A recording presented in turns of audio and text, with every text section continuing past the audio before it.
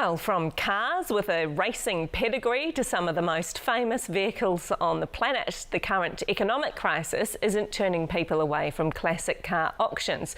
We sent our in-house car enthusiast, Logan Church, to a dazzling Auckland auction to take a look at what's on offer. Classic cars, polished and staged. This is quite impressive. Yeah, we don't really see stuff like this often at all. Wheeled out of garages and car collections to be put under the hammer at Webb's auction house. This is a 1957 Aston Martin DB24 Mark II.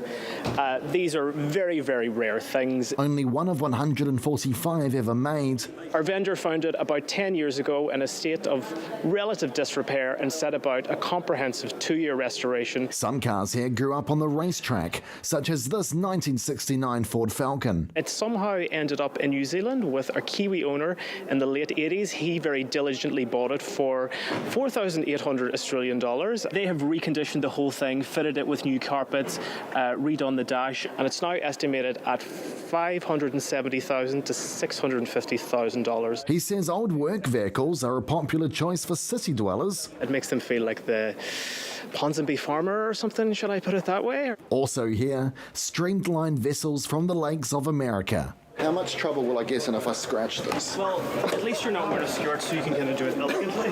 Pretend you're in the Amalfi Coast, pretend you're in Monaco, pretend you're James Bond. There are 78 classic cars and boats here, and some are expected to go for hundreds of thousands of dollars. But in this time of economic uncertainty, some are seeing these as a worthwhile investment. I think there'll always be a market for classic cars. It can waver a lot, but sometimes people say it's as good as money in the bank. Could go up 15% a year if you make a savvy investment. And this auction house was packed. Once at $32,500, twice $32,500, we all done a fair warning.